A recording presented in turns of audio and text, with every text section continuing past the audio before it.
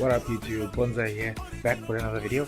So yeah, this is going to be a bit of a bonus video to Allan's journey into Warhammer 40K. If you remember from part 5, apparently the whole story Buki gave about the Horus Heresy seemed to have gone over Allan's head, so I had to revisit that entire history with him during part 5. But I felt like it would be too out of context to have that in the video, so that's why I decided to cut out that part.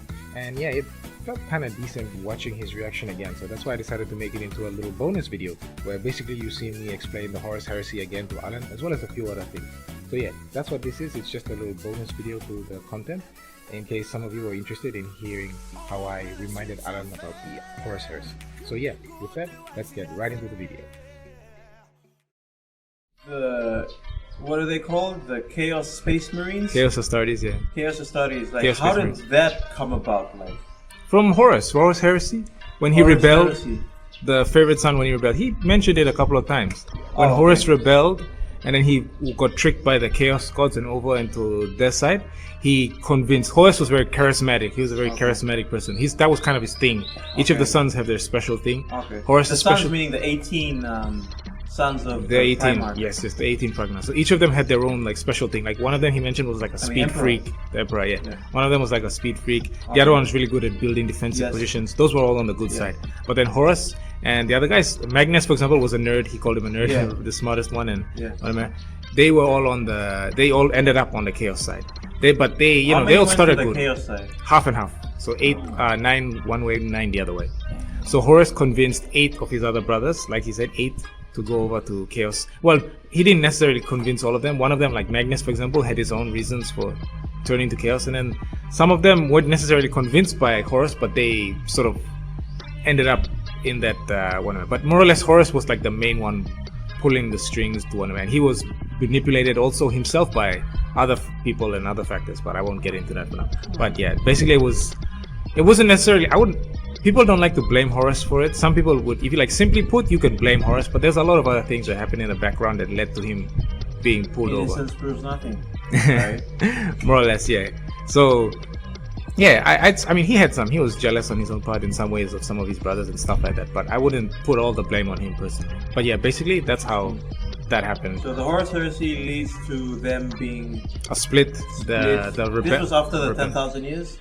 That was at the 40K. that, Oh, yeah, at the that was start of 40. like at the start of the 30th millennium. Okay. It was like several hundreds years of conquest, and Uh-huh. then Horus Heresy begins. Man. Yeah.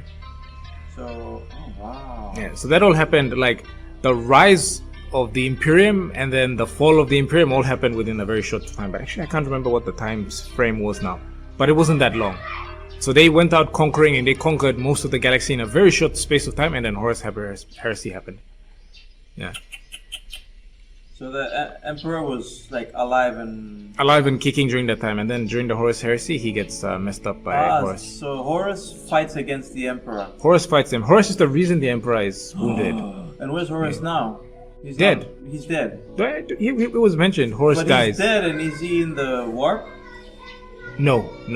He was killed by the Emperor using a very powerful Kamehameha wave, basically, that wiped his soul from existence. So he's dead. Even in the warp, there's no soul. His soul is gone, finished. And he's one of the very few beings in existence that's ever happened to. Most people die, go to the warp. Horus, no. Even his spirit is dead. So the Emperor made sure that he would never return Permadeath, yeah. permanently. So if the Emperor dies, does he go to the warp? The Emperor is a perpetual, so he's technically immortal. If he dies, he will come back to life.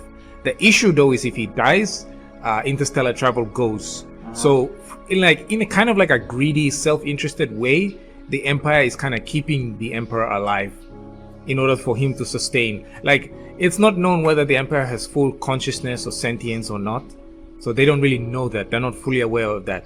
But all they know is that like him being alive is keeping that Astronomicon working. That's the thing that they use for navigation. So whether or not he's truly conscious or semi-conscious or anything like that, we can't really confirm. But we know that him being alive keeps that thing working, and without that thing, everything goes. I don't necessarily know if the people keeping him alive are aware of the fact that he's a perpetual and will come back, to be honest. But like people who are aware of the lore know that the Emperor is a perpetual, so he will come back to life if he is like killed. Yeah. Yeah. Wow. That's a unique trait that he has. Out of the other Primarchs, only one of them, Vulcan, the black dude, he's the only other one that's also a perpetual. So he also can't die. Huh. Yeah. The other brothers can die except for only him. He's the only one that has that one trait that he got from the dead. The rest of them don't have that perpetual trait. Wow. Yeah.